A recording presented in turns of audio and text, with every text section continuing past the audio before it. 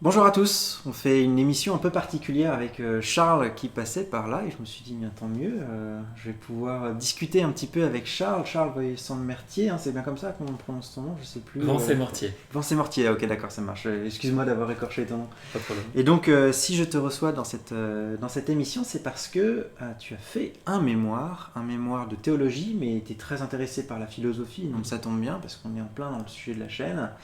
Tu as fait un mémoire sur la question de la résurrection de Jésus, et notamment sur la difficulté à croire en la résurrection de Jésus. Est-ce que c'est raisonnable de croire en la résurrection de Jésus? D'ailleurs, tu avais un chiffre, il y a combien de Français à peu près qui croient en la résurrection de Jésus? En 2012, il y a eu une enquête qui a été menée par l'AVI et 9% des Français on estimait que 9% des Français croyaient tout à fait à la résurrection, 14% plutôt, et puis le reste n'y croyait pas ou pas du tout. Ok, donc ce que tu as essayé de faire, c'est d'un point de vue philosophique, d'essayer d'explorer la question de la raisonnabilité. Est-ce qu'on peut se dire aujourd'hui quelqu'un de raisonnable et qui adhère à la résurrection de Jésus, c'est ça? Justement, traditionnellement, dans les milieux théologiques ou de philosophie, ouais, et en tant que croyant, les questions qui sont abordées, c'est la question de est-ce que c'est raisonnable de croire telle ou telle chose, comme la résurrection de Jésus. Mais moi, j'ai pas voulu justement avoir cet angle-là, mais plutôt me poser la question de qu'est-ce qui rend difficile pour un certain nombre de mes contemporains de croire à la résurrection de Jésus. Alors que pour moi, ça me paraît pas si difficile que ça d'y croire. C'est quand même quelque chose d'extraordinaire, mais c'est pas. Voilà, c'est possible d'y D'accord. croire. Donc en fait, toi, tu te places plus du côté du croyant qui croit déjà en la résurrection de Jésus et pour qui c'est quelque chose de normal, on va dire ça comme ça. D'ailleurs, c'est intéressant parce que le sondage auquel tu as fait référence tout à l'heure Oui, parlait des croyances irrationnelles. Et mm. pour toi, au contraire, ça paraît rationnel C'était le de titre croire du sondage. en la résurrection de Jésus. Et donc, toi, c'est du point de vue finalement du croyant, essayer de comprendre ceux qui ne croient pas. Mm. Pourquoi est-ce que eux pensent que c'est Exactement. irrationnel? C'est ça. Exactement. Ouais. Ok, alors on va peut-être commencer par définir peut-être la résurrection, Mhm. parce que il y a un risque de confusion qui existe des fois entre résurrection et réincarnation. Est-ce que Oui. tu peux faire la différence brièvement entre Ouais. résurrection et réincarnation? Alors en fait, la résurrection, ce qu'il faut déjà savoir, c'est que c'est un mot qui a été inventé à cause de ce qui s'est passé à Pâques en l'an 33 ou dans ces eaux-là. Ah, l'idée, elle n'existe pas avant? Enfin, je veux dire, par exemple, on sait que dans les mouvements juifs, notamment chez les pharisiens, il y avait déjà l'idée Il y avait l'idée qu'un de jour, résurrection. oui, qu'un jour, à la fin des temps, comme dans l'islam aujourd'hui, comme dans différentes religions, qu'un jour, voilà, on aurait une vie éternelle et qui ait une dimension corporelle, matérielle, Ouais, voilà. ouais. Euh, mais Jésus, quand il parlait à ses disciples du fait qu'il allait mourir, mais que ça allait pas être la fin, il disait voilà, je vais me relever, D'accord. comme quand on sort de son lit, quoi. Parce que justement, voilà, il y a une proximité entre la mort et l'endormissement, par le simple fait de la perte de la conscience directe. Et, mais donc, la résurrection, c'est d'abord un événement, des personnes qui trouvent un tombeau vide, qui voient la personne qui était morte, qu'on a vu crucifiée, qu'on a vu lacérée, etc., et qui la voit à nouveau marcher, parler, être comme avant, mais en ayant un corps aussi différent. Et donc la différence avec la réincarnation, c'est que euh, la résurrection, il ne s'agit pas d'avoir un corps dans lequel on serait étranger, donc une nouvelle vie mais dans un autre corps. Mhm. Donc il n'y a pas cette idée-là qu'en fait l'âme et le corps sont complètement dissociés et qu'on peut permuter comme on veut, quoi. Ouais. Je pourrais être dans un robot, je pourrais dans ceci, être dans cela, ou un animal, ou un changement d'être. La résurrection, c'est l'idée que en fait, la mort, c'est une erreur, Mhm. c'est un manque dans le monde, et que ce manque, pour Jésus, déjà, Dieu l'a, y a pallié parce que sa mort était injuste. Et enfin, ça, c'est toute la perspective chrétienne sur la chose, mais qu'en tout cas, c'est un nouveau corps qui lui est donné, mais un corps qui correspond à son ancien, mais sans être son ancien corps. Donc un corps qui lui ressemble. J'ai du mal à. C'est-à-dire un Et corps transformé, quoi. Comme l'ancien, mais différent. voilà, parce qu'en Transformé. fait, il faut distinguer la résurrection à la fois de la réincarnation, donc voilà, juste l'âme qui se balade et puis qui retrouve un autre lieu, mais aussi de la distinguer de la réanimation. qui est simplement, voilà, j'étais inconscient ou j'étais dans le coma, etc. Et puis je reviens à la vie, mais dans mon propre corps. Alors que la résurrection de Jésus, mais même aussi des croyants ou des êtres humains, si on y croit à ça, c'est l'idée que on est créé pour plus que juste une vie qui se termine par notre première mort. C'est marrant que tu définisses la résurrection comme ça, parce que je t'avoue que si tu m'avais toi posé la question, moi, je pense que j'aurais insisté plus sur le côté linéaire de la conception du temps ou alors circulaire. C'est-à-dire que j'aurais dit la résurrection c'est quoi? C'est dire que on est des êtres matériels qui font partie de notre être, de notre essence, et on a une conscience. Et la résurrection, c'est dire qu'après la mort, il y aura une suite. Et cette suite ne peut être, ou doit être, ou devra être également matérielle. Alors que la réincarnation, c'est dire ceci, sauf que c'est pas dans un schéma linéaire avec la vie terrestre, on va dire, et puis ensuite une vie à venir, mais c'est plutôt une succession circulaire de vie, mort, renaissance, vie, mort, renaissance, vie, mort, renaissance, etc. Donc moi je poserais linéaire circulaire. Oui, mais je ne serais pas contre cette vision. Enfin, d'accord. Mais c'est juste que toi tu parles là de la résurrection de l'humanité, enfin des êtres humains, alors que moi je parle d'un événement historique précis qui était inédit en son temps.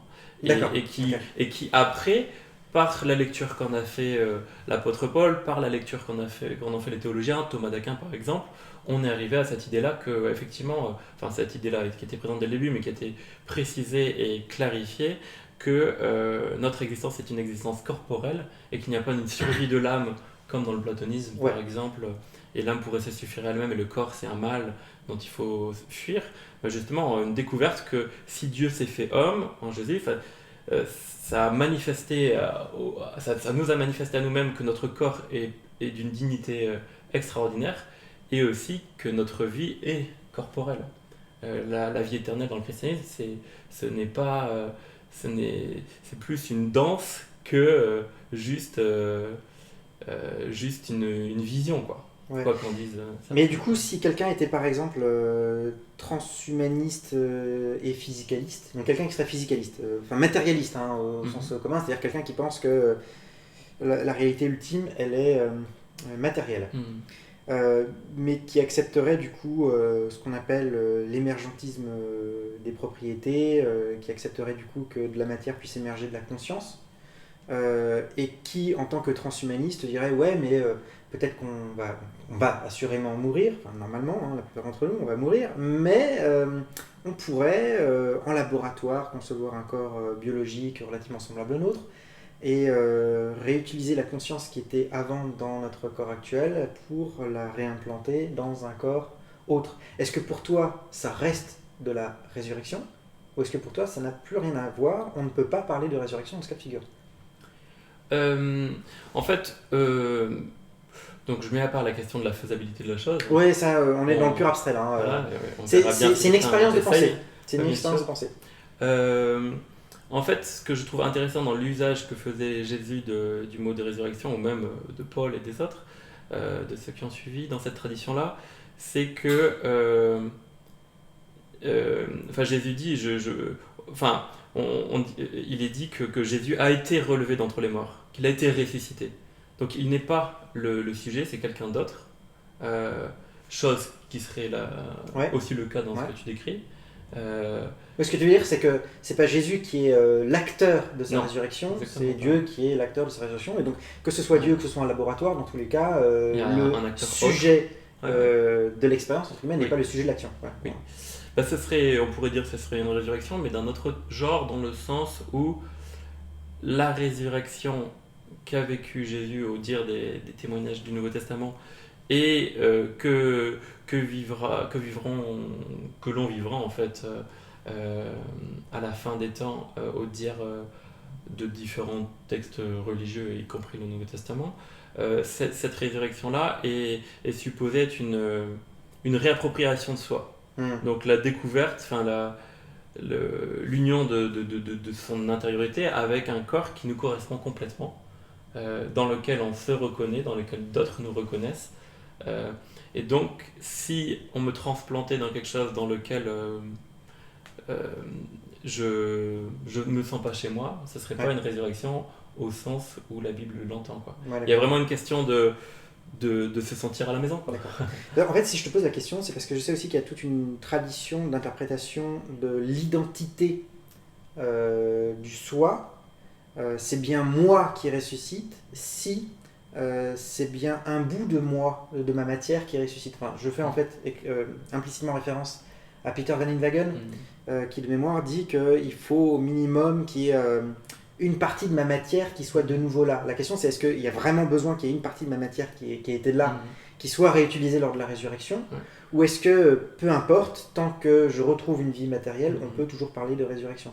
Et d'ailleurs si c'est un bout de ma matière qui fait partie de mon identité, c'est vraiment problématique parce qu'au bout de son existence, de mémoire, tous les 15 ans, il n'y a plus aucune particule qui me constitue aujourd'hui qui me constituera toujours il y a 15 ans. Finalement, la partie matérielle n'est pas si importante que cela dans la définition de l'identité d'une personne, qui fait qu'une personne est toujours la même personne. Et donc c'est pour ça que je te posais la question, pour savoir si c'était un petit peu dans ce sens-là que tu allais. Est-ce que forcément il faut qu'il y ait un substrat matériel, un résidu matériel qui subsiste, ou est-ce que tu peux envisager aussi une vie dans laquelle il n'y ait plus ce petit bout de matière subsistant qui ait déjà été là et qui sont encore là. Et en fait, c'est une question qui peut paraître complètement abstraite, mais par exemple, il y a des gens qui sont très inquiets à l'idée de l'incinération, de l'idée... Parce que si on conçoit par exemple qu'il faut que ce soit bien nos os qui nous ont constitués durant la vie, qui sont encore là à la résurrection, si on passe par l'incinérateur, ça pose problème. Par contre, si ce qui compte, c'est qu'on ait bien notre conscience et une vie matérielle, peu importe que la matière, on l'ait déjà eue ou pas, c'est finalement une question tout à fait secondaire.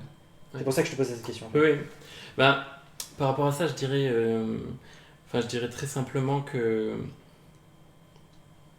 Enfin, deux choses. La première, c'est que ça n'a jamais posé problème aux croyants d'être... Enfin, ça n'a jamais posé problème, si, c'est dramatique, mais de passer par le feu ou d'être broyé ou d'être noyé ou je sais pas quoi, mais de tout temps, les croyants savent que ça arrive, quoi, dans les guerres, dans les massacres, etc. Et ils ont quand même continué dans l'Ancien Testament, dans le Nouveau Testament, les théologiens ensuite, etc. Ils ont quand même continué à croire que Dieu était plus puissant que ça. Que la résurrection prévue par Dieu accueillait ces drames de l'humanité. Par contre, voilà, la question de la crémation, etc., c'est plutôt une question, en christianisme, une question symbolique. Quel est le genre de symbolique que je veux donner à ma mort et à la suite. Donc c'est plutôt une question presque liturgique de comment on veut symboliser ce qu'on croit dans le visible, quoi. Donc c'est une question pertinente, mais plutôt à titre communautaire. Moi je distinguerais en fait entre deux verbes, entre le verbe être et avoir, en disant que justement je suis mon intériorité et mon corps, je suis mon corps et en même temps j'ai mon corps. Donc il y a un rapport unique à son intériorité. Faut dire que tu es un être matériel, mais que... Je suis un être matériel, mais aussi j'ai... Enfin, je suis même pas matériel corporel parce que c'est de la matière organisée et appropriée. Et donc j'ai un corps, je suis mon corps, mais je suis mon intériorité. Et donc ce qui fait que le corps, il y a un double rapport au corps, c'est à la fois je le suis dans les deux sens. C'est lui aussi lui qui me mène de différentes manières quand il y a la maladie, la faim, la soif, etc., les désirs. Et en même temps je l'ai dans le sens où je le transcende. Et en fait, pour moi, ça explique le fait qu'au niveau de la résurrection corporelle à laquelle je crois à la fin des temps, eh bien, je peux avoir un corps qui m'est donné à ce moment-là, qui n'a rien à voir en termes moléculaires avec le corps que j'ai présentement, mais tout en devenant mon corps. Ce serait un corps que je m'approprierais, mais qui... c'est ce que dit Paul quand il décrit le corps de résurrection qu'ils ont vu chez Jésus et puis qui sera le nôtre. C'est un corps parfaitement approprié. Il dit un corps spirituel, donc au sens où il est vraiment aligné avec notre être intérieur. C'est un corps où si je veux danser, je peux apprendre et j'apprends à danser très bien. Et j'ai pas de bug parce que je suis un peu gauche ou ceci, cela. Donc c'est pas Ou alors, ouais. puisque Ouais, les abonnés le savent bien, mais ça fait un petit paquet de temps que je veux faire une émission sur l'ascétisme et je traîne. Mais une des idées fondamentales de l'ascétisme, en tout cas dans sa version catholique, c'est l'idée que à cause de la chute, l'homme est distancié de son corps, on peut parler, ou divisé avec son corps, il y a comme une lutte interne. Et l'idée de l'ascétisme, c'est d'essayer d'arriver à une maîtrise de ses passions pour que on va dire le spirituel soit dominant sur les aspects sensibles et non pas les aspects sensibles dominants sur l'aspect spirituel ou l'aspect intellectuel. Ça va un peu dans le même sens, quoi. C'est-à-dire que d'une certaine manière, à la résurrection, l'ascétisme n'est plus utile puisqu'il n'y a plus de tentative de réconcilier le corps avec l'âme, si je puis dire, Ah, c'est clair. en parlant très rapidement. Oui, quoi. c'est un lien qu'on peut faire. Ouais. Mm. C'est un lien qu'on peut faire, mais qu'on peut aussi viser aujourd'hui. Enfin, une harmonie avec notre corps est possible, mais est souhaitable, quoi. Autant que possible. Enfin, Ouais, Jésus semblait vraiment très en harmonie avec son corps. Il n'avait pas de problème Ouais. à utiliser ses 5 sens pour exprimer l'amour qu'il voulait manifester aux gens qui l'entouraient. Mais juste, on va éviter de s'écarter. Hein. Je dis ça parce que je sais que ceux qui me suivent savent que c'est sur le feu et ça ne vient pas. On a défini la résurrection. Peut-être qu'on pourrait aller plus rapidement encore, dire que la résurrection, c'est un vivant. Non, c'est un mort qui revient à la vie. Et que c'est cette idée-là qui est choquante et qui pose problème pour la rationalité contemporaine. Est-ce que ça te va comme diagnostic sur pourquoi c'est si dur à croire? Oui, ce qui est dur à croire, c'est que quelqu'un qui est passé par la mort et qui est bel et bien mort soit à nouveau vu comme bel et bien vivant. Et c'est ça qui est difficile parce que... Enfin, pour plusieurs raisons. Pour plusieurs raisons qu'on peut explorer. Mais principalement, la première raison, c'est que c'est... Empiriquement, on a rarement vu ça. Exactement. Non, ouais. Exactement. On a rarement vu ça. Donc ça, c'est la principale difficulté, c'est... on ne connaît pas, quoi. Ouais. Je ne connais pas et... D'ailleurs, peut-être qu'il y a un lien à faire là, avec l'émission que j'avais faite sur David Hume, à savoir que ce qu'on n'a jamais vu et ce qui contredit l'expérience régulière que nous avons ne devrait pas être cru d'après David Hume, et donc ça conduirait à l'idée qu'une résurrection, il ne faut pas y croire parce qu'on n'a jamais vu une telle chose. Exactement. Et là, justement, il y a une confusion à justement clarifier, c'est que la résurrection, c'est proprement invraisemblable. C'est-à-dire ? C'est pas semblable au vrai, à ce qu'on a l'habitude de voir. D'accord. Donc c'est invraisemblable au sens le plus courant du terme. Hein. Ça semble pas vrai. Ça semble pas vrai, exactement. Ça ne semble pas vrai. Mais par contre, il faudrait pas en tirer comme conclusion que c'est impossible. Parce que les... Enfin, je sais pas, moi... Alors il faut peut-être d'abord définir ce que c'est que la possibilité et l'impossibilité. Ah oui, bah ça c'est une, question très délicate, parce que justement, on vit dans le possible, enfin, on vit dans le monde, et avoir une position sur plomb pour définir ce qui peut se faire ou ce qui ne peut pas se faire, c'est assez délicat, parce qu'on l'explore. Mais... Là, c'est parce que tu prends une position un peu empiriste, si je puis dire. Mais d'un point de vue rationaliste, il y a une définition très simple de ce qui est possible. Ce qui est possible, c'est ce dont le concept ne contient pas de contradiction. S'il n'y a pas de contradiction, alors c'est quelque chose de possible. C'est-à-dire qu'une licorne, c'est possible, même si on n'en a jamais vu. Parce que le concept d'un cheval ayant une corne sur la tête ne contient pas de contradiction, donc c'est quelque chose de logiquement possible. Mais après, il faut distinguer la possibilité logique et puis la possibilité matérielle. Exactement. La possibilité logique étant, comme je viens de le dire, ce dont le concept ne contient pas de contradiction. Par contre, c'est pas parce que quelque chose est logiquement possible que matériellement, dans les faits, effectivement, on peut y arriver. Typiquement, pour un homme préhistorique, l'idée même de téléphoner à quelqu'un à plus de 1000 km de distance, c'est totalement impossible parce que matériellement, il ne possède pas les technologies pour le faire. Donc pour lui, c'est impossible, mais ça ne veut pas dire que c'est logiquement impossible. Donc il faut bien distinguer les deux, quoi. Exactement. Et mais là où la question de la résurrection n'est pas une question juste d'un événement merveilleux, mais vraiment une question, en tout cas c'est comme ça qu'elle a été vécue historiquement à l'époque, mais dont elle peut être perçue aussi encore aujourd'hui, c'est une question d'un rapport, enfin c'est une question qui implique la question de Dieu. Parce que en fait la résurrection, c'est comme si vous placiez, voilà, je sais pas moi, vous placez il y a une chaude nuit d'été et puis il y a un moustique qui vous gêne Ouais. et vous tapez dans vos mains sur le moustique et il meurt, il tombe sur votre table de chevet ou imaginons dans le premier tiroir de la table de chevet qui est ouverte. Ouais. Vous refermez le tiroir parce que voilà, vous fermez votre table de chevet avant de dormir. Le lendemain matin, vous rouvrez le tiroir et un moustique sort et se met à voler. Et il n'y en avait qu'un, c'était ce moustique mort là. Et on voit encore les traces de sang du moustique qui vous avait pris du sang. Quelle est l'hypothèse la plus simple? On peut se dire peut-être qu'il y en avait un qu'on n'avait pas vu. Exactement, voilà, c'est ce genre de choses qu'on va essayer d'explorer.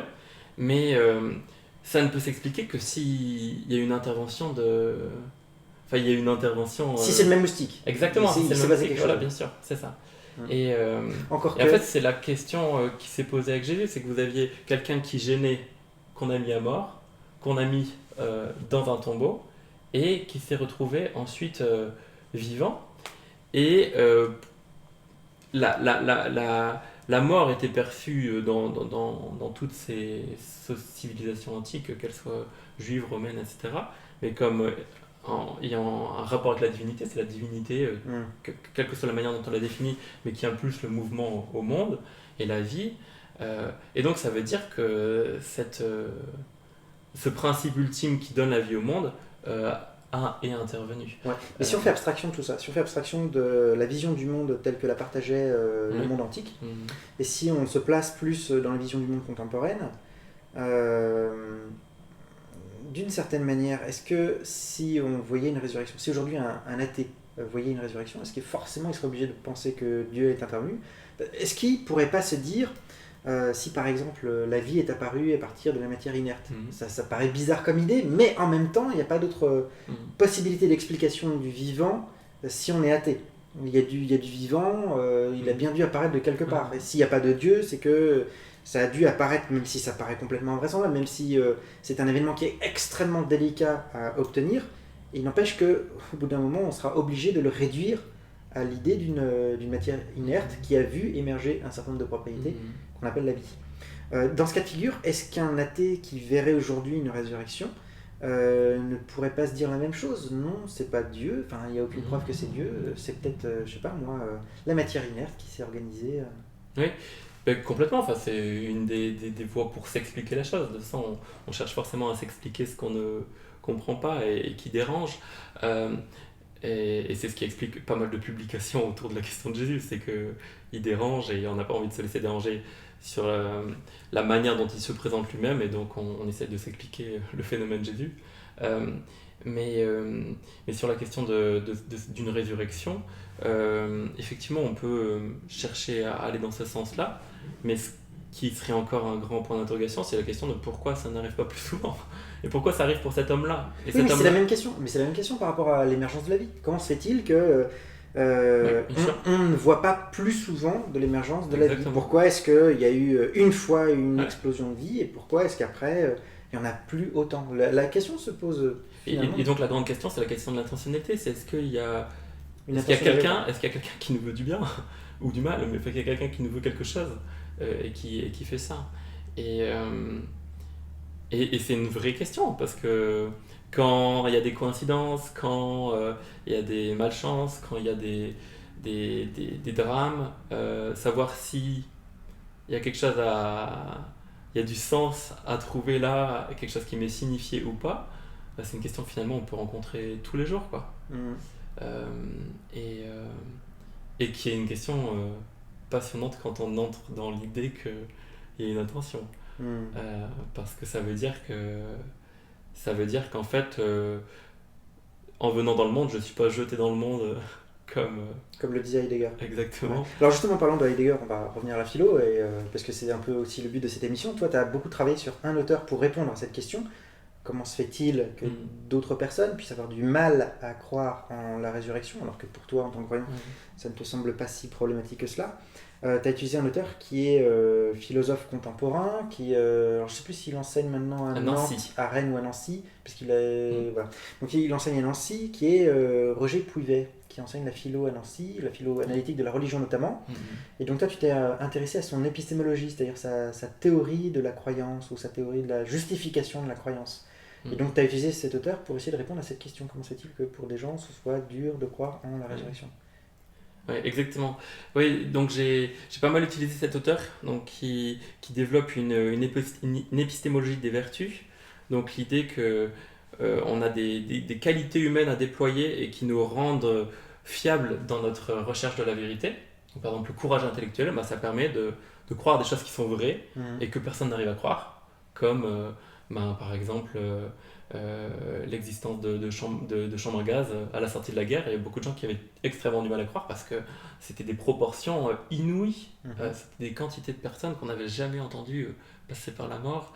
Et donc beaucoup de gens avaient du mal à y croire. Et donc il fallait un courage intellectuel de dire bah, les faits sont là, on ne peut pas faire autrement que de dire que ça a eu lieu. Vertu ici, est-ce que ça a une connotation morale ou c'est seulement signifier une qualité, des qualités intellectuelles qui sont nécessaires pour Bah, une qualité, accéder à la vérité? bah, une qualité intellectuelle, oui, donc vertu, c'est un terme classique parce qu'il est dans. Non, mais c'est bien de le préciser parce que Oui, bien vertu, sûr, oui. on l'entend surtout au sens moral C'est aujourd'hui. clair, ouais. C'est pour ça que moi j'utilise plutôt la question la notion de qualité intellectuelle.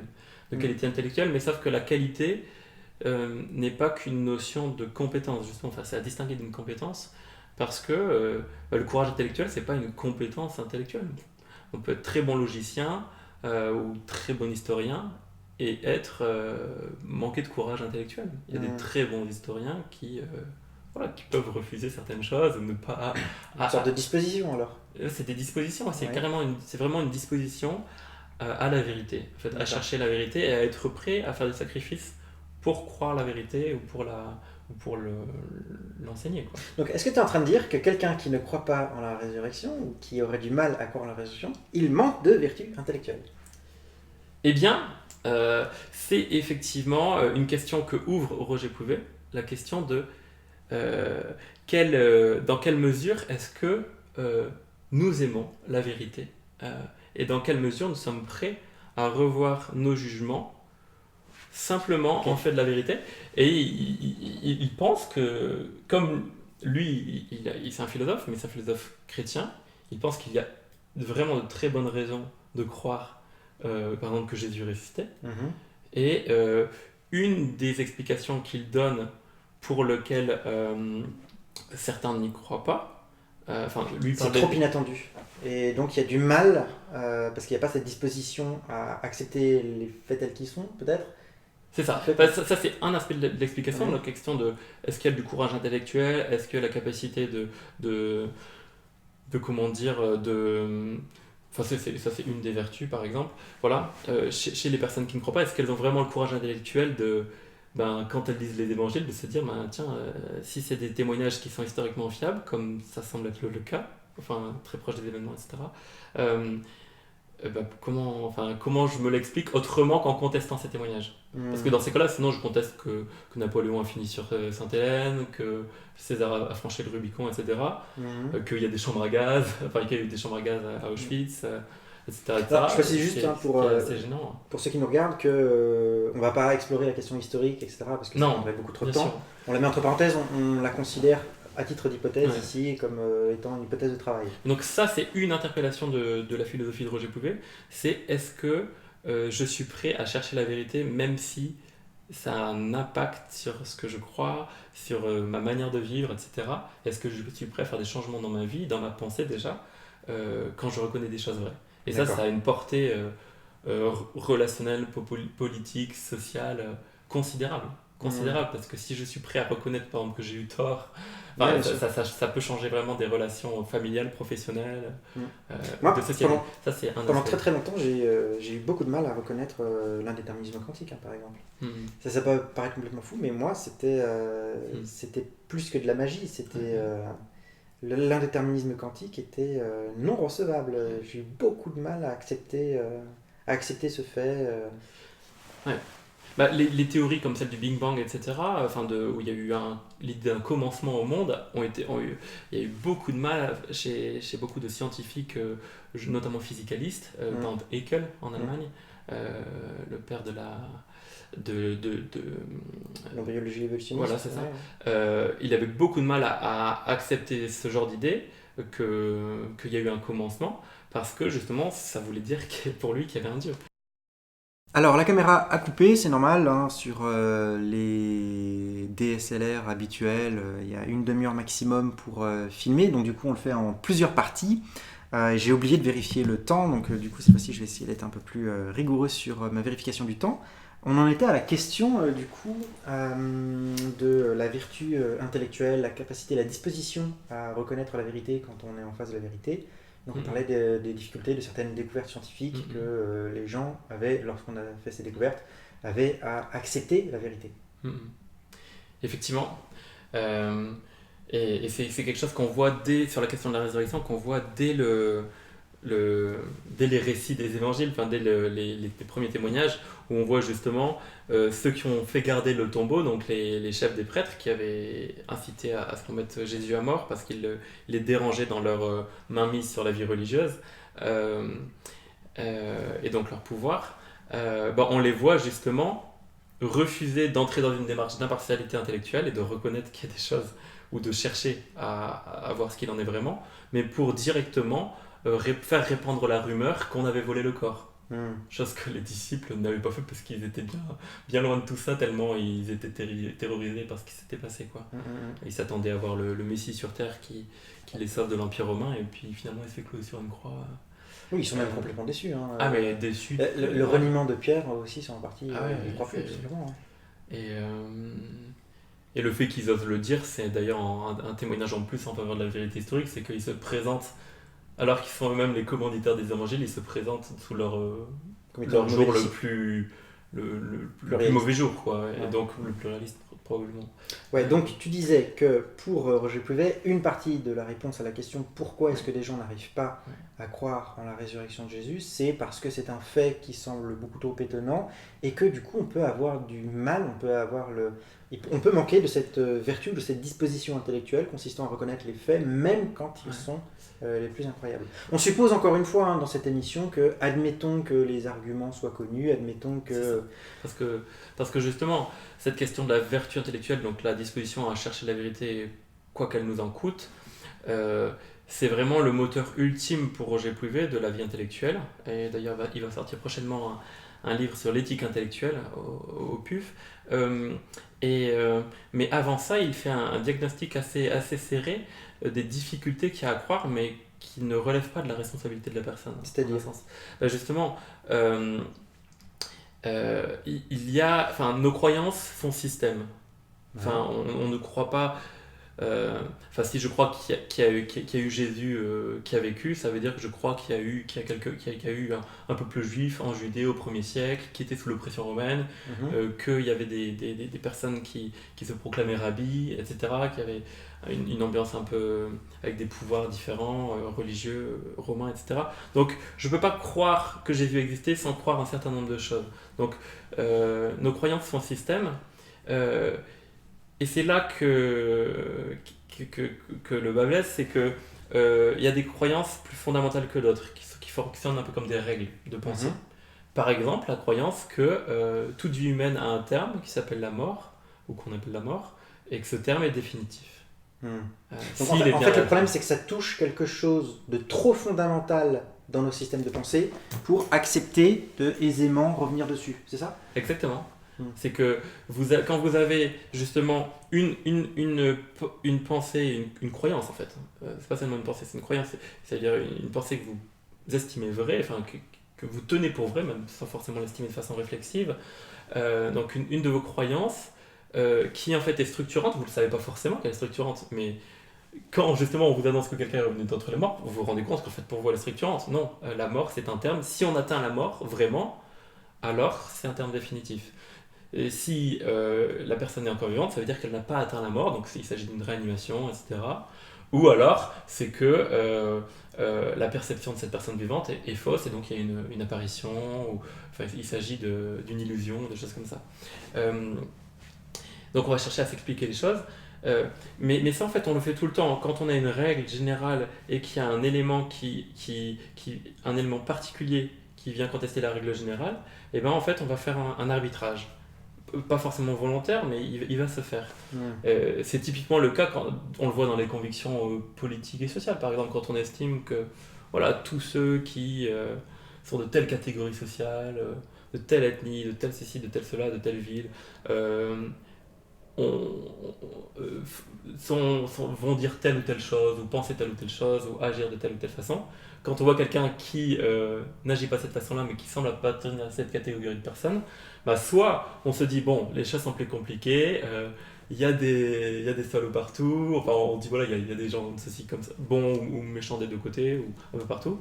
Ou alors on va se dire, non, cette personne-là, c'est pas vraiment une personne de telle catégorie sociale, elle a dû faire des études, elle a dû ceci, elle a dû cela. Donc on va soit contester le phénomène particulier, soit la règle générale. Euh, et c'est ce qui se passe dans le cas de la résurrection, c'est qu'on a un phénomène particulier qui dérange un certain nombre de règles générales qu'on se donne, dont celle-là, hein, sur la mort, et donc qu'on peut amener à minimiser tous les témoignages autour de la résurrection pour préserver d'autres croyances qui pour nous sont fondamentales. Mais c'est pas la seule voie possible. On peut aussi se dire, se renseigner, se dire mais mince, en fait, toutes ces personnes-là semblent vraiment sérieuses. C'est des témoins proches, enfin, qui sont de l'époque des événements, des témoins d'une sociologie très variée, des riches, des pauvres, des gens des pharisiens, des romains, des hommes, des femmes, etc. Et donc se dire, mais en fait, je ne peux pas. On pourrait aussi se dire, je ne peux pas ne pas prendre en compte ces témoignages sans arrêter aussi de prendre en compte tous les témoignages que j'ai sans cesse aux informations, je veux dire, dans la presse ou dans les tribunaux, etc. Et donc, dans ces cas-là, on se retrouve à entrer dans un scepticisme qu'on ne veut pas forcément pour notre vie de tous les jours. Ouais, d'accord. Donc ça, c'est aussi... On essaye on veut garder un cadre qui nous paraît plus pragmatiquement plus vivable qu'un autre, et on veut éviter de le remettre en question parce que sinon la vie deviendrait d'une certaine manière plus dure. Voilà, parce qu'en fait on a une intégrité intellectuelle à maintenir. Enfin, notre psychisme, notre intellect est structuré de façon comme un système, et essayer de préserver sa cohérence. Exactement, parce que sans ça, on sait bien qu'en fait on peut se retrouver dans des situations psychiatriques, quoi, en fait, tout simplement, enfin entre autres. Mais on peut se retrouver dans des situations psychiques ou psychiatriques qui rendent la vie difficile, quoi. Quand on se met à ne plus croire certaines choses qui sont au fondement de la rationalité. Le fait qu'il y a un avant, qu'il y a un après, le fait que je suis moi et que je reste moi, le fait que le monde m'a précédé, des choses comme ça. Donc il y a deux choses qu'on a vues là, tu me si je me trompe, il y a la question des vertus intellectuelles et il y a la question des croyances fondamentales, qui sont beaucoup trop fondamentales pour qu'on accepte d'en changer. Ouais. Est-ce qu'il y a d'autres éléments que mettre en avant privé ? Oui. Il y a d'autres éléments. C'est les deux éléments principaux, sachant que le deuxième là que j'ai défini, il le précise quoi. Et il entre vraiment en empathie avec les résistances qu'on a à croire, parce que il montre bien que on peut entrer dans on peut entrer dans des zones où le coût en fait mental est trop important pour accepter certaines choses, quand bien même elles seraient vraies. Il raffine aussi ce modèle-là en montrant aussi l'attachement émotionnel qu'on peut avoir à certaines croyances. Si on m'a toujours dit depuis tout petit, et des personnes de référence pour moi, que par exemple la mort c'est un terminus et après on n'en parle pas, se mettre à croire autre chose, c'est pas seulement se mettre à croire que la mort n'est pas forcément un terminus ultime, mais c'est aussi remettre en question la parole de mon grand-père, mon père, de mon professeur de philosophie, de ceci, de cela. Donc ça, c'est les deux points fondamentaux de la pensée de Pouillet. Est-ce qu'il y a d'autres éléments c'est les deux points fondamentaux que j'ai trouvé pertinents pour cette question de la difficulté à croire à la résurrection. Voilà. Après... Parce que tu m'as dit que tu avais opposé sa façon de répondre à cette question, par rapport à deux autres écoles de pensée, qui sont d'un côté l'évidentialisme et puis de l'autre le présuppositionnalisme. Exactement. D'ailleurs, si tu veux bien, on commence à entrer dans cette question-là. Très bien. Est-ce que tu peux définir chacune d'entre elles ? Qu'est-ce que l'évidentialisme et qu'est-ce que le présuppositionnalisme ? Oui. L'évidentialisme, donc c'est un courant de pensée dont le nom est d'origine anglophone. Evidences. Voilà, qui vient d'evidences, qui veut dire donc les faits, les données probantes qu'on a entre les mains. Cette tradition de pensée estime que dans la vie intellectuelle, on ne doit croire, c'est une question de devoir vis-à-vis de soi-même, même social, on ne doit croire que ce pourquoi on a des données, des données probantes. Des justifications. Des justifications, ouais. Ouais. Enfin, des données pour les choses qu'on croit. Parce que des justifications, on peut en avoir. Roger Bouvier, par exemple, justifie notre vie intellectuelle de façon générale. On n'a pas besoin d'avoir des justifications particulières pour chacune de nos croyances, mais juste si je sais que ma vie intellectuelle, elle est logique, elle est saine, et qu'en même temps, elle est vertueuse au sens du courage intellectuel, de l'impartialité intellectuelle, etc., je peux faire confiance en ce en quoi je crois. Je n'ai pas besoin de sans cesse me... Pardon ? C'est du fiabilisme. Exactement, ouais. Roger Bouvier est fiabiliste. On considère que si notre façon de penser a l'air fiable, eh bien on peut lui faire confiance.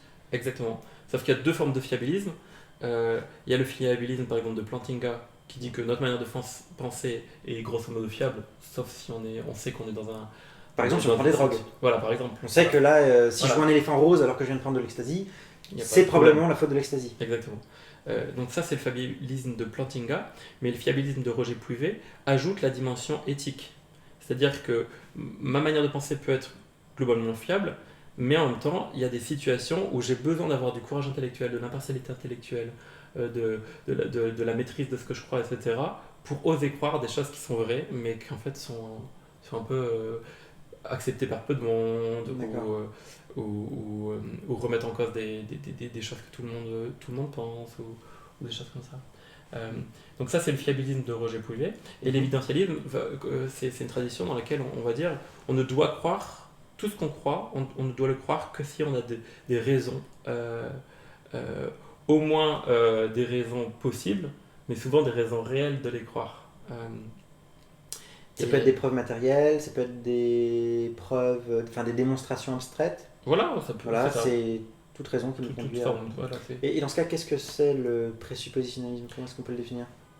Peut-être qu'on viendra après ça et je peux te dire ce que l'évidentialisme formule comme objection. Ok, vas-y, je t'écoute. Enfin, ce qui est intéressant dans la tradition évidentialiste, avec lequel Roger Pouvet vraiment débat, parce que pour lui, tout ce qu'on croit et qu'on est en bon droit de croire, de façon générale, on a le droit de le croire, quoi. Donc un chrétien qui s'en tient à la tradition, juste cherche à comprendre grosso modo les choses, est courageux intellectuellement et sain d'esprit, a raison de croire tout le credo, quoi, y compris la résurrection de Jésus. Alors que pour un évidentialiste, il faudrait que ce chrétien-là ait des raisons précises de croire que Jésus est ressuscité, qu'il y a un Dieu créateur, qu'il y a une résurrection des morts. J'ai du mal à te suivre là en fait. Je vois plus la différence entre ce que dit Roger Pluvet et ce que dit l'évidentialiste. D'accord. Alors, Roger Pluvet dit que, à moins de ne pas être rationnel, donc à moins d'être dans des situations comme avoir pris des drogues ou des choses comme ça, on a raison de faire confiance à ce qu'on pense. Notre raison est faite pour connaître le monde, donc on peut le faire. Par contre, il y a un certain nombre de cas où on a besoin d'une vertu intellectuelle particulière pour se mettre à croire des choses qui ne sont pas si évidentes que ça, mais qui pourtant sont vraies. D'accord, mais dans les médias, comment est-ce qu'il se préserve de l'erreur ? Par exemple, si un chrétien disait voilà, je fais confiance à mon intellect, j'ai été amené à croire que Jésus est ressuscité des morts, par exemple.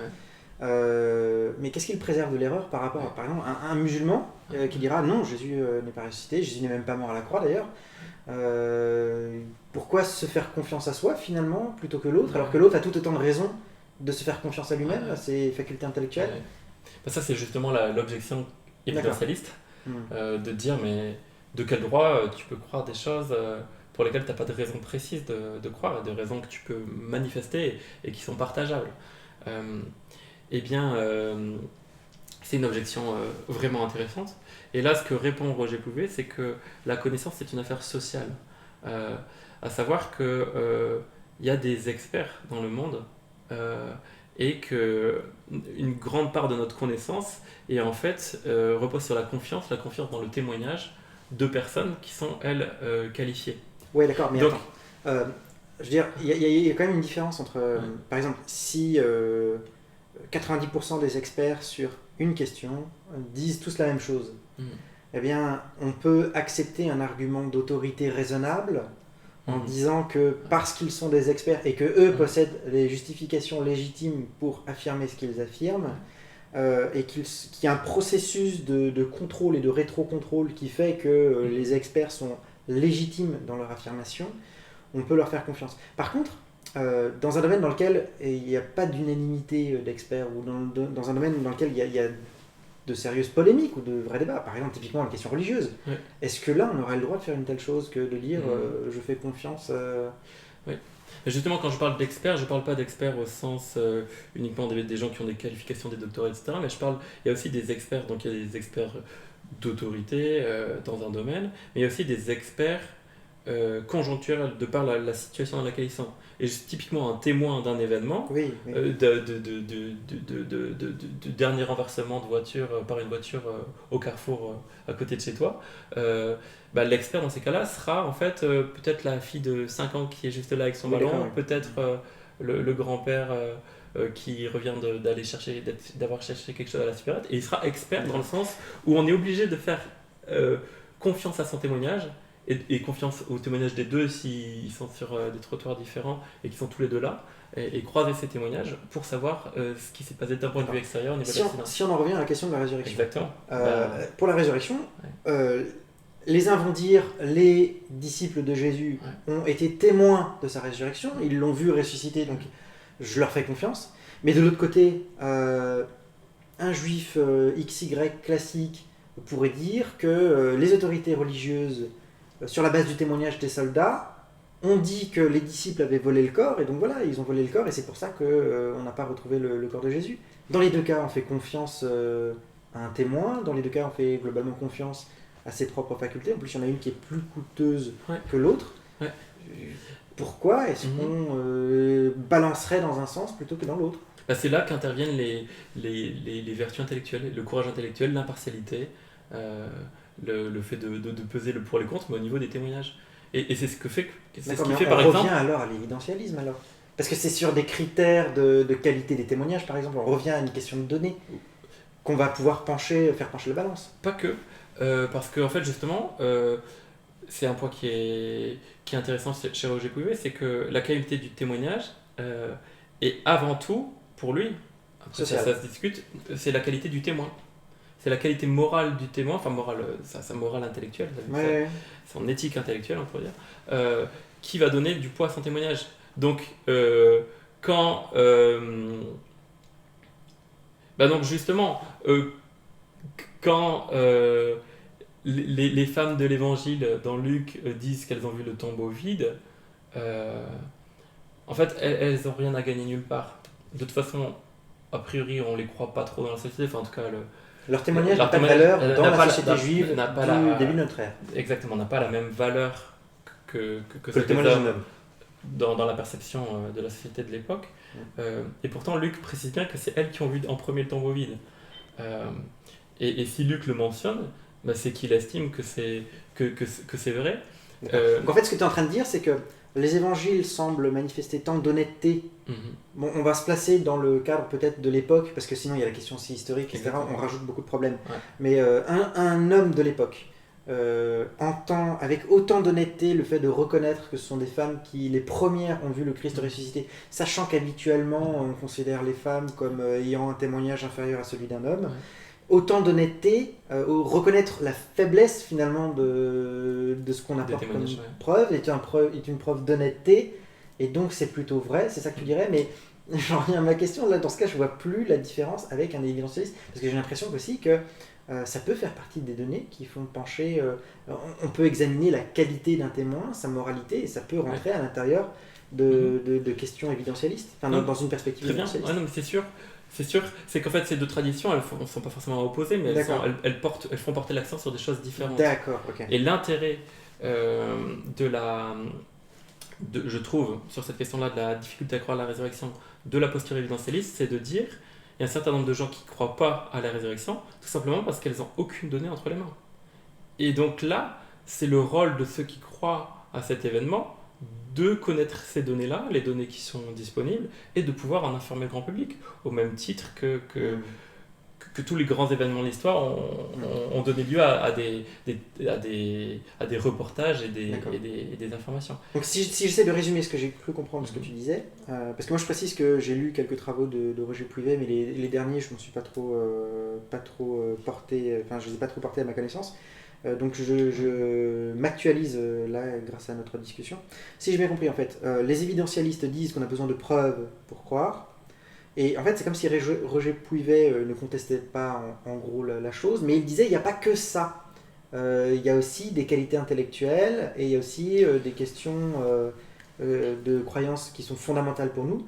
Et ça joue dans le processus de croyance, ce qui fait que quelqu'un qui aurait toutes les preuves disponibles, comme le croit un évidentialiste, ne croira pas forcément automatiquement. Et qu'il faut aussi prendre en compte ces éléments justement que met en avant Pouivet. Donc il reconnaît, on va dire, l'évidentialisme, mais il dit il n'y a pas que ça. Et c'est pour ça qu'on peut expliquer pourquoi quelqu'un qui aurait toute l'argumentation, on va dire, d'un chrétien classique qui croit en la résurrection de Jésus, pourrait ne pas croire. C'est ça ? C'est un peu ça, oui. Mais il va quand même plus loin. En fait, il va jusqu'à dire que l'évidentialisme a des exigences qui sont disproportionnées par rapport à la manière dont l'être humain fonctionne intellectuellement dans sa vie courante, quoi. C'est qu'on ne vérifie pas tout comme les évidentialistes disent qu'on devrait vérifier.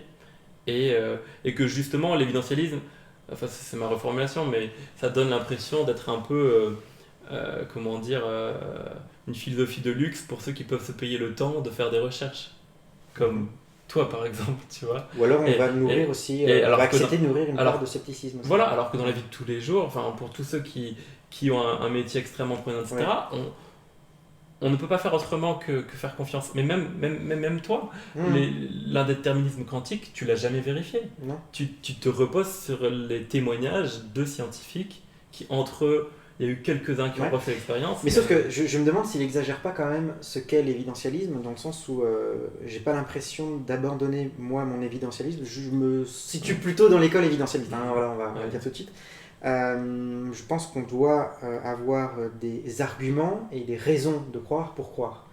Mais si j'ai des experts dans un domaine, par exemple, si la question de l'expérience des fentes de Jung semble montrer qu'il y a effectivement un déterminisme quantique, étant donné que tous les experts sont relativement d'accord, que leur témoignage a l'air rationnel, j'ai l'impression de rester évidentialiste en acceptant leur témoignage, parce que c'est pas une acceptation, c'est pas une adhésion gratuite. J'accepte pas gratuitement, j'accepte sur la base de raison. Donc je me demande s'il exagère pas en fait les exigences de l'évidentialisme. Il y a différents auteurs dans l'évidentialisme, mais oui, bien sûr. Mais on voit dans la controverse par exemple entre Roger Pouivet et Pascal Angel une certaine quand même différence sur la question du témoignage, dans le sens où pour Roger Pouivet on peut croire au témoignage de quelqu'un même sans comprendre l'intégralité des raisons que la personne avance. D'accord. Parce qu'en fait on n'était pas dans sa situation. Ouais. Et là où Pascal Angel milite pour une croyance à témoignage que dans la mesure où on peut complètement, de façon transparente, comprendre le raisonnement qu'a fait la personne et donc pouvoir se l'approprier intégralement, quoi. Donc Roger Pouvet va davantage magnifier la confiance comme une vertu intellectuelle, quoi. Et ce qui est justement, je trouve, de la part d'un philosophe français qui s'adresse à des Français, de tradition analytique, tout à fait intéressant dans un pays assez sceptique, voire méfiant dans sa vie intellectuelle, mais aussi dans sa vie sociale. Et je trouve ça plutôt assez rafraîchissant comme approche. En fait, une des raisons pour lesquelles j'ai l'impression qu'il exagère, c'est que justement l'évidentialisme vient du mot evidence en anglais, et les évidences, les preuves, ça fait énormément référence à l'analogie du tribunal dans lequel le témoignage de personnes qui ont été là, de témoins oculaires, compte. Et il ne faudrait pas essayer de vouloir faire en sorte que le système judiciaire fonctionne avec le niveau de preuve qu'on attend dans les sciences dures, parce que c'est tout simplement pas possible. Quelqu'un a tué une autre personne, il y a eu un meurtre, et quelqu'un a vu le meurtrier, on ne peut pas refaire l'expérience, c'est pas possible. On est obligé de se limiter à un témoignage, et ça fait partie de l'évidentialisme que de reconnaître que, en fonction de la discipline dans laquelle on est en train de se prononcer, typiquement en histoire, l'histoire c'est une science molle, mais il faut accepter les témoignages tels qu'ils nous sont donnés. Et bien sûr, il y a des processus de critique pour quand même essayer de distinguer un vrai d'un faux témoignage. Mais néanmoins, le témoignage, c'est la donnée fondamentale. On ne peut pas refaire l'histoire. Donc typiquement, l'histoire, c'est une science molle. Donc le témoignage a une valeur intellectuelle qui doit être reconnue. Les sciences dures, elles, peuvent être reproduites, et donc par conséquent, on peut attendre un niveau de preuve qui est nettement plus élevé. Mais c'est là et tout ça, ça fait partie de l'évidentialisme. Mais c'est là que c'est intéressant de confronter cette approche-là de l'évidentialisme avec la question religieuse. C'est que justement, quand on approche la question des données religieuses, on a l'impression qu'en fait, on quitte l'évidentialisme et qu'on attend des choses bien plus importantes que ce qui est possible dans les domaines en question. Alors que quand on s'en tient... Ce que je veux dire, c'est que quand on fait de l'histoire romaine, eh bien, on s'en tient à des textes dont on n'a qu'une seule copie, qu'on retrouve 400 ans plus tard, etc., dans tel monastère. Et quand on fait l'histoire du judaïsme du 1er siècle et de la mort de Jésus et tout ce qu'il y a eu autour, et qu'on a des textes écrits quelques décennies après, et puis dans des copies, un nombre de copies impressionnant, et puis des traductions de partout, etc. Bref, une documentation la plus grande de tout le monde antique. Eh ben, on n'y fait pas confiance. Typiquement, il y a une expression pour ça que j'ai trouvé chez William Alston, c'est le chauvinisme épistémique. C'est-à-dire que dès lors, on va accepter le niveau de preuve qui est relatif à toutes les disciplines. Typiquement, pour les sciences, on peut attendre un niveau de preuve élevé. Pour les sciences naturelles, pour les sciences molles, genre l'histoire, un niveau de preuve plus faible. Mais par contre, on va accepter le système pour chacun de preuves. Par contre, dès qu'on va parler de religion, là, on va attendre un niveau qui est beaucoup plus élevé que ce qu'on devrait attendre. Typiquement, ce qui est de l'ordre des preuves historiques, on doit attendre un niveau de preuve qui est égal aux autres disciplines historiques, et non pas attendre un niveau de preuve qui est surélevé et qui serait équivalent aux sciences dures. Exactement. Ça, c'est ce qu'on appelle, c'est ce que William Aston appelle le chauvinisme épistémique. Et que moi j'appelle tout simplement la manière de faire 2 poids 2 mesures, quoi. Mais toi, t'es pas William Aston, donc. Non, voilà, bien sûr, bien sûr. Mais typiquement, un certain Pinchas Lapide, juif autrichien, très engagé dans les conversations judéo-chrétiennes, a écrit un livre pour montrer que, selon lui, Jésus est bel et bien ressuscité. Et il reste juif non messianique, au sens où il ne reconnaît pas que Jésus est le Messie qui était attendu par les Juifs. Mais l'étude des théologiens chrétiens, l'étude des spécialistes de l'histoire antique, l'étude de tout cela, l'a amené à se dire, même si c'est pas même si c'est pas forcément bien accepté dans mon entourage juif à cause de... Attends, tu veux dire qu'il y a un juif qui a reconnu la résurrection de Jésus comme vraie à partir d'arguments, tout en continuant à tout en juif.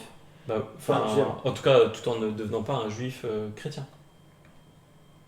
Et il fait comment pour...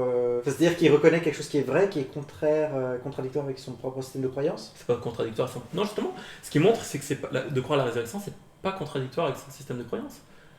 Et s'il y a un Dieu, il n'y a pas de raison qu'il ne relève pas un grand prophète d'entre les morts. Et donc il a fait tout un chemin pour intellectuel. Il a dépassé par sa vertu intellectuelle, il a dépassé ses freins intellectuels qu'il avait probablement en entrant dans cette réflexion, pour tout simplement reconnaître que c'est vrai. D'accord. Mais il a une autre interprétation du coup de ce qu'est Jésus que la façon dont les chrétiens interprètent Jésus.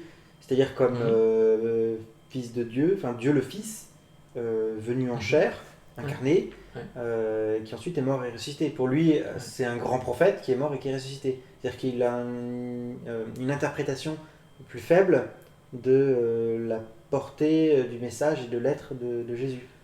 Non? Bah c'est ça. Ouais, C'est d'accord. ça parce qu'en Ok. fait, s'il se mettait à croire tout un certain nombre de choses que les chrétiens déduisent de la résurrection, de l'événement de la résurrection sur la personne de Jésus, il se mettrait à avoir un certain nombre de ses croyances juives non chrétiennes euh, contestées et il aurait un certain nombre de conflits intellectuels personnels, quoi. D'accord. Alors, on a eu de nouveau une petite coupure de caméra, rien de très grave, hein. On continue sur ce dont on était en train de parler. Vas-y, je te laisse repartir. Oui, donc par rapport à Pinchas Lapid, donc ce juif qui a écrit un livre qui s'appelle The Resurrection of Jesus, euh, pour montrer que Jésus est bel et bien ressuscité, Mhm.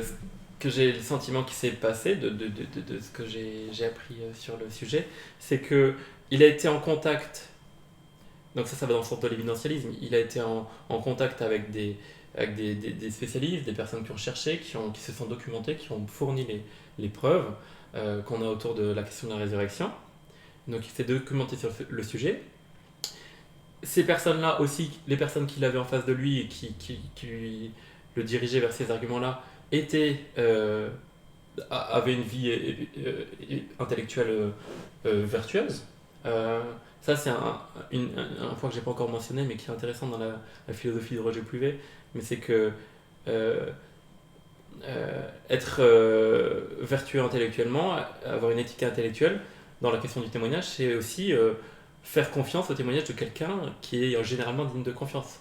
Mais aussi ne pas faire confiance à quelqu'un qui généralement n'est pas digne de confiance. Mhm. Donc, si vous avez en face de vous quelqu'un qui vous parle de la résurrection, mais qui généralement croit à des trucs un peu Oui, bizarres évidemment. et un peu sur tous les plans de sa vie, bah c'est normal de ne pas faire confiance à cette personne-là. Et par contre, si vous avez quelqu'un qui est tout à fait sensé, normal, voire sage, et qui en plus vous dit je crois à la résurrection, là, ça vaut la peine de s'intéresser parce que cette personne-là, Il a l'air fiable. il a l'air fiable, Ouais. et il l'est dans bien des cas. Ouais. Donc il y a eu cet élément-là pour Pinchas Lapid, je crois, et ensuite pour lui, bah, il a fait des arbitrages en faveur de croire cet événement particulier, même si ça mettait en question des croyances générales qu'il pouvait avoir. Et pour ça, il a dû faire preuve de courage intellectuel aussi dans son milieu. Et aussi, voilà, des deux côtés, de pouvoir risquer de se retrouver sans communauté intellectuelle, peut-être. C'était un défi, quoi. Et par contre, il y a le cinquième point qu'on peut aborder avec le présuppositionnalisme, qui est la question de mais pourquoi il n'a pas reconnu dans ces cas-là que Jésus était celui qu'il disait être, à savoir le Messie envoyé par Dieu, euh, Dieu fait homme, etc., quoi. Mort et ressuscité. Voilà. Et donc, on peut commencer peut-être par définir ce qu'est le présuppositionnalisme, parce Oui. qu'on l'a pas défini tout à l'heure. Ouais.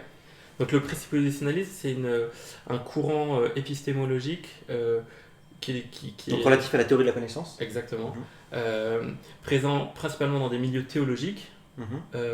de type plutôt réformé, donc issu de la tradition qui vient de Jean Protestante. Calvin, ouais, protestant réformé, issu de Jean Calvin, et donc qui est formé à partir du mot de présupposition, avec cette idée que voilà, on n'est pas neutre dans notre processus de connaissance, on a des présuppositions, des présupposés avec lesquels on cherche les choses, et que ces présupposés peuvent faire toute la différence. Il y a des choses qu'avec certains présupposés on peut voir, mais qu'avec d'autres présupposés on ne peut pas voir. Alors, qu'est-ce que ça veut dire? Est-ce que ça veut Ça- dire qu'on adhère à des postulats qui sont indémontrables, qui sont gratuits? On a des postulats, voilà, on admet ça, et c'est un présupposé qui nous permet d'avoir une certaine vision du monde, c'est ça? Ouais, ça veut dire que au fondement de tout acte de connaissance, il y a d'abord la confiance dans des présupposés ultimes qu'on ne remet pas en cause et auxquels on fait confiance. Mais d'accord, mais comment on peut faire alors pour avoir confiance en ces présupposés tout en voyant bien qu'il y a d'autres gens qui ont d'autres présupposés? Ça peut paraître finalement complètement gratuit. Le risque d'erreur, Ouais. du coup, est important. Le présuppositionnalisme ne dit pas qu'il faut faire comme ça. Le présuppositionnalisme dit que tout le C'est monde... comme ça qu'on fait. C'est comme ça qu'on fait. D'accord, donc c'est factuel, c'est pas normatif. Exactement. Et C'est descriptif, ça, non c'est une normatif, grande d'accord. différence entre l'évidentialisme, D'accord. qui dit qu'il faut qu'on Voilà. justifie chacune de nos croyances, et D'accord. le présuppositionnalisme qui dit qu'on ne peut pas justifier toutes nos croyances, et il y a des croyances fondamentales qu'on ne justifiera pas. Oui, mais dans ce cas, pourquoi ne pas devenir sceptique alors? Parce que justement, le présuppositionnaliste pense que avec des présupposés de départ qui sont les bons, d'après cette tradition, on peut parvenir à plus de vérité que sans, quoi. Ou on peut complètement, si on a les mauvais présupposés, parce qu'on ne peut pas savoir s'ils sont bons ou s'ils sont mauvais, on peut, avec les mauvais présupposés, tomber complètement dans le panneau de l'erreur. Éventuellement, enfin je veux dire... assurément, parce que parce que s'il y a beaucoup plus... il y a beaucoup plus de présupposés faux que de présupposés vrais en termes de possibilités, et bien alors on a beaucoup plus de chances de tomber ensuite dans l'erreur que de tomber dans la vérité. Sauf que pour le présuppositionnalisme, il y a des dynamiques de cercle vertueux ou cercle vicieux, dans le sens où des présupposés vrais et justes vont amener à plus de lumière, plus de clarté sur ce qui est vrai, sur ce qui est juste, sur ce qui est beau. D'accord, donc si j'ai les bons présupposés, alors je vais de plus en plus comprendre beaucoup de choses, la cohérence des choses me paraît plus claire et plus globale, alors que si j'ai les mauvais présupposés, je vais avoir plus de difficultés à comprendre certaines choses. En fait, je vais avoir un système qui n'arrive pas à complètement intégrer toutes les données, alors qu'avec le présuppositionnisme, j'aurai un système qui arrive à intégrer le maximum de données avec le maximum de cohérence. C'est ça ? En fait, c'est du cohérentisme. Quelque part, oui, mais d'une tradition particulière. Du cohérentisme protestant. Voilà, réformé, mais c'est du cohérentisme, tout à fait. D'accord. Et en fait, on pourrait résumer un peu la différence d'accent assez forte entre évidentialisme et présuppositionnalisme par deux formules qu'on trouve chez un certain nombre de pères de l'Église, depuis saint Augustin et puis après au cours du Moyen-Âge. Mais chacun, enfin, tout le monde n'a pas mis l'accent de la même façon, mais il y a la formule croire pour comprendre, qui serait plutôt la formule du présuppositionnalisme. Donc je crois à ce qui est important et juste de croire pour ensuite comprendre le monde, éclairé par cette lumière-là, et la formule comprendre pour croire, qui serait plutôt la formule de l'évidentialiste, qui veut d'abord comprendre ce qu'il en est, comment ça fonctionne, pourquoi c'est comme ça, avant de croire, quoi. Comprendre. Mais je me pose une question. Si le présuppositionnalisme dit que si on a les bons présupposés, alors on arrive à une meilleure compréhension, est-ce que d'une certaine manière, on ne retombe pas à nouveau dans l'évidentialisme parce que la raison pour laquelle on conserve ces présupposés, c'est qu'ils éclairent plus de choses. Donc on a bien une raison de les éclairer. Il y a bien une évaluation qui permet, une justification qui permet d'affirmer pourquoi on adhère à tel présupposé et pas à tel autre. Oui, pour toi, ce serait une forme de conséquentialisme épistémologique. Parce que les conséquences sont fructueuses, D'accord, ça valide après coup mes présupposés. Quoi. Je parlerais peut-être plus de pragmatisme, parce que c'est l'idée, ça marche, donc c'est vrai. Mais ouais, c'est un peu l'idée. Ouais. Et donc pour moi, finalement, je vois... C'est une forme d'évidentialisme peut-être un peu moins insistant sur l'idée il faut absolument avoir des raisons éprouvées, mais dans le fond, ça revient au même, j'ai l'impression. C'est une forme particulière d'évidentialisme. Enfin, c'est l'impression que ça me donne, dans ce cas. Bah ça, c'est ta lecture parce que tu te meus dans l'évidentialisme, donc tu vas tout lire sous ce prisme-là, mais c'est ce qui... Je suis un évidentialiste dogmatique. Semble-t-il. Mais... bon, là l'idée c'est de résumer et de voir vraiment sur cette question de la résurrection, donc je vais pas aller dans le détail de du présuppositionnalisme, mais juste sur ce que tu mentionnais, c'est que le présuppositionnaliste estime donc qu'on ne peut pas faire autrement que donner sa confiance à des présupposés premiers, mais que tout l'enjeu c'est de mettre sa confiance au bon endroit. Et pour le présuppositionnaliste, cela révèle le genre de personne qu'on est prêt à être selon où est-ce qu'on place notre confiance, quoi.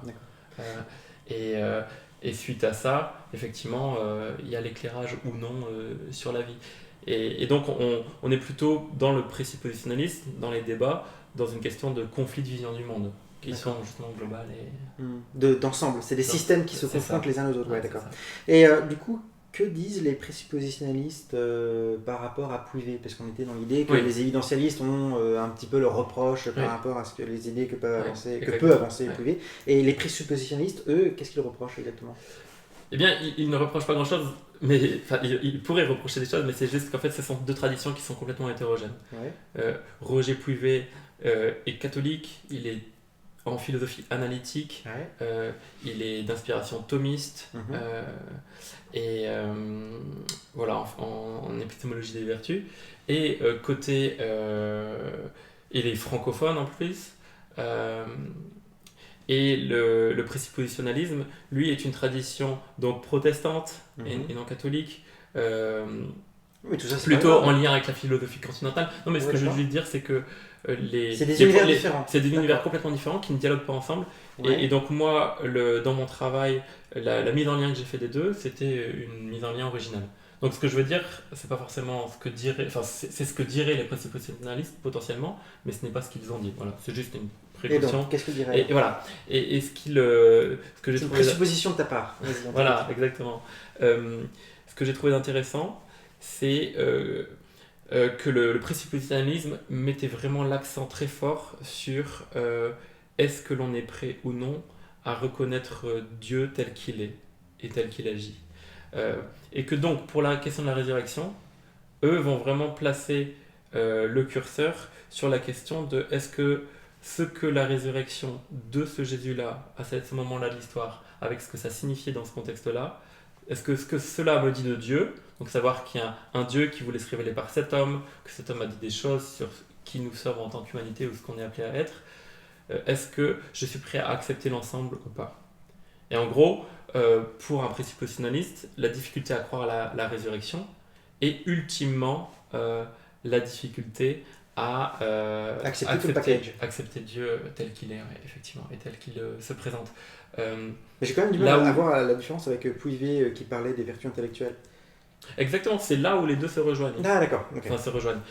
Sur la question des vertus intellectuelles, Roger Pouet va montrer ce qui bloque dans la personne, ce qui peut bloquer en tout cas, dans sa partie volontaire, parce que pour Pouvet, il y a toute une partie involontaire qu'on a montré avec Oui. le coût épistémique, avec les blocages mentaux, etc. Donc pour Pouvet, il y a une part volontaire et une part involontaire. Dans le présuppositionnalisme, on va insister très fortement, et je crois trop lourdement, sur le volontaire, D'accord. avec cette idée que l'homme est rebelle à Dieu, qu'il ne veut pas de Dieu dans sa vie, et donc il refuse tout ça. D'accord. Et donc à cause de ça, un homme qui ressuscite, on ne veut pas parce que ça voudrait dire qu'il y a un Dieu qui l'a ressuscité, ou des raisonnements de cet ordre-là. Donc là où l'évidentialisme va plutôt insister sur le fait que l'être humain est ouvert à la vérité si on lui donne des éléments, le présuppositionnalisme va plutôt dire que l'être humain est rebelle à Dieu et qu'il va falloir le batailler ferme, si je puis dire, intellectuellement, pour qu'il soit prêt à s'ouvrir à Dieu. Ok. Et là où Roger Pouet, je trouve, de façon intéressante, assume une part de difficulté inhérente à l'objet même de la révélation de la résurrection, Mhm. qui est difficile à croire, et en même temps une part active de nos vertus intellectuelles. Est-ce qu'on est prêt à se tourner vers la vérité, même si ça nous en coûte? Et là, c'est le petit plus de la position présuppositionnaliste, c'est même si cela nous en coûte dans notre vie, comment dire, dans notre vie générale, Ouais. plus que notre vie intellectuelle. Parce que parfois, ce qui est intéressant, ce qui est même perturbant, c'est que des personnes peuvent refuser à croire certaines choses intellectuellement parce que dans leur vie concrète, économique, sociale, relationnelle, ça va amener des changements qu'ils ne sont pas prêts à voir. Mhm. Et justement, par exemple, toutes les résistances pour se mettre à croire qu'il y a une crise écologique chez beaucoup d'États ou de personnes n'étaient pas dues aux données entre les mains ou alors à une question de vertu intellectuelle un petit peu, mais c'était surtout la question de est-ce que je suis prêt à ne pas avoir deux voitures, trois voitures, ou ne pas en avoir du tout? Est-ce que je suis prêt à arrêter d'avoir tout pour moi-même, avoir chacun une maison avec tout ce qu'il faut comme électroménager, mais aussi avoir des choses qu'on se prête entre voisins, bref, à changer notre niveau de vie. Ouais. Et ça, c'est la question la plus difficile, parce que ça veut dire qu'en fait, je vais devoir entrer en relation avec des personnes avec qui j'ai pas envie d'entrer en relation, parce que j'ai mon cercle d'amis, etc. Ouais, j'ai bien compris. Et le présuppositionnalisme, pardon, je m'y fais jamais avec ce mot, va insister sur ces résistances-là éthiques, D'accord. que Roger Pouivet laisse entendre par ces questions d'éthique intellectuelle, mais sur lesquelles il qu'il ne souligne pas, parce que pour lui, la question intellectuelle est d'abord une question intellectuelle, et la question de l'éthique intellectuelle est à part de la question de l'éthique générale. On peut avoir une vie éthique générale très bonne et une éthique intellectuelle moins bonne, même si ça fait bizarre, mais ça peut se trouver. Ouais. Là où les présuppositionnalistes vont plutôt avoir une vision plus d'ensemble, et puis assez radicale, peut-être trop, au risque de justement de ne plus être juste dans leur analyse. Mais je trouve que leur point de faire le lien entre notre éthique générale et ce qu'on est prêt à croire, je trouve que ce point est très bien vu, quoi. Parce qu'il y a des choses qu'on n'est pas prêt à croire à cause de ce qu'on n'est pas prêt à changer. D'accord. Et Donc en fait, Puivet a une perspective, on va dire, plus large que celle des présuppositionnalistes. Est-ce qu'il y a des contradictions entre eux, vraiment ou... Ayant soutenu mon mémoire devant un des plus grands représentants du présuppositionnalisme en France, qui ne voyait pas de contradiction Roger, qui était Henri Blocher, ouais, d'accord. qui n'a pas vu de contradiction de fond sur la question, j'estime qu'il n'y en a pas. Par contre, il a noté... Est-ce que c'est un vrai présuppositionnaliste, d'ailleurs, Blocher En France, c'est un des représentants majeurs. Et, de toute façon, c'est une tradition... C'est une question entre parenthèses. C'est une tradition anglophone principalement, et principalement nord-américaine. Mais donc, sinon, en France, il y a aussi Yannick Imbert. Mais je crois qu'Yannick Imbert et Henri Blocher, il y a aussi Didier Jäger, se reconnaissent tous les trois dans leur approche, mais ils ont des sensibilités différentes. Mais ce qui est bien, c'est bien de colorer nos réflexions, et une école n'est pas censée être une prison. Donc, par contre, il a noté quelque chose que je trouvais très juste et que j'avais moi-même remarqué, mais c'est la différence de ton. C'est que dans la tradition présuppositionnaliste, vous avez un ton militant, interpellant. Mais c'est normal, si on dit que c'est volontaire. Enfin, si on insiste sur l'aspect volontaire, c'est normal dans ce cas d'avoir un aspect plus militant, plus interpellant, etc. Exactement. Et voire parfois un peu violent. Et alors que le ton de Roger Puivet est justement à la fois un mélange d'empathie et de challenge. Et que je trouve en fait assez juste, du fait que, comme le dit la théologie classique, par rapport au péché, donc par rapport à la faute de l'homme qui fait le mal ou qui ne fait pas bien qu'il pourrait faire, c'est qu'il y a toujours deux aspects. Il y a on dit en théologie classique, en latin, la voluntas et la nonuntas. Donc il y a le fait de vouloir le mal, mais il y a aussi le fait de s'abandonner mal, une forme de volonté par défaut, de manquer de volonté de faire le bien, ou de manquer de volonté de résister au mal. Et chez Roger Puivet, on voit vraiment ces deux aspects-là qui sont mis en lumière, et c'est ce que je trouve intéressant. Ce qui peut donner à ces textes parfois une forme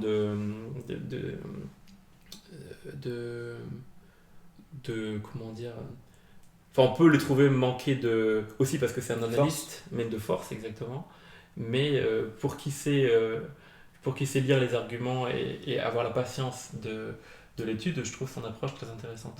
Et donc c'est peut-être une approche à vulgariser. Ok. J'ai une dernière question, puisque là en fait on a posé un énorme diagnostic, on a énormément parlé de la difficulté.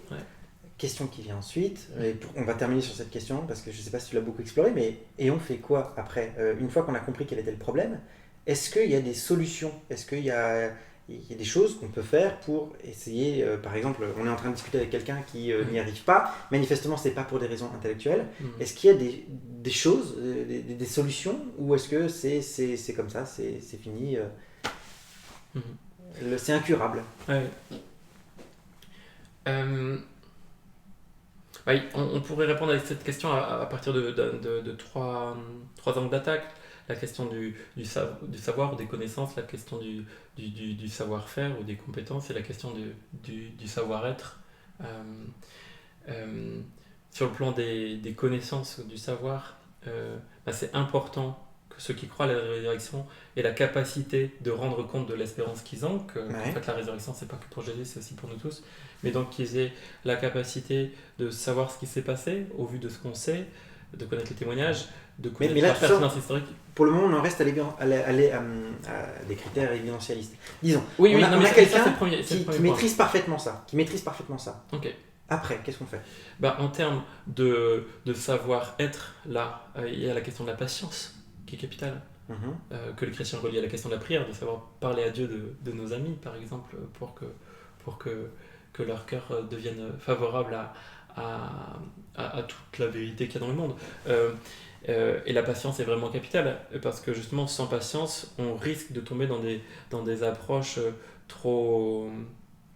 manquer de compréhension, manquer de chercher à comprendre ce qui est difficile pour cette personne précise, où elle voit des problèmes, qu'est-ce qui la dérange dans les implications pour sa vie concrète. Donc il y a une question de patience, d'écoute, qui est très importante en termes de savoir-être, et que justement Roger Pouvet met en lumière par toutes les difficultés qu'il y a à croire, dont la personne n'est pas vraiment responsable, parce qu'il y a aussi une question d'éducation, de milieu, etc. Il y a ensuite une question pour tous ceux qui en ont la place, mais de positionnement public, de pouvoir dire que la question de la résurrection, c'est une question qui se pose, c'est pas un mythe, c'est une question historique, et donc on peut la débattre historiquement. C'est une question qui doit être sur la scène publique, c'est une question à un culte de Pâques, c'est pas un culte, on fait une célébration de Pâques où on fête la résurrection justement de Jésus, sa mort et sa résurrection. Ce n'est pas un événement pour initier, mais c'est un événement public. Donc il y a aussi une responsabilité collective des églises pour initier, d'ouvrir la porte. Tu fais référence au culte à mystère, tu fais référence au culte dans lesquels le secret était important pour accéder à une forme de spiritualité supérieure. Ce que tu veux dire, c'est que dans le christianisme, c'est pas justement une religion où le secret, où le mystère compte. Au contraire, c'est une religion qui est publique, c'est-à-dire dont les énoncés sont connus de tous et dont les faits et gestes de Jésus étaient en public, c'est-à-dire visibles de tous. Ouais. C'est ça que tu veux dire. Exactement. Je précise parce que oui, c'est pas forcément ce que c'est qu'une religion politique. Ouais. Exactement. Mais justement, c'est là qu'il y a un danger, c'est que il y a un certain nombre de chrétiens ou de groupes chrétiens ou qui se disent chrétiens qui sont dans une forme de religiosité ésotérique en fait, de par les mots qu'ils utilisent, qui sont souvent pas du français mais de l'hébreu calqué sur le français ou du grec calqué sur... Enfin, en tout cas, du français calqué sur l'hébreu ou calqué sur le grec, par exemple, ou sur le latin. Mais c'est pas faire honneur au caractère public de ces vérités qui...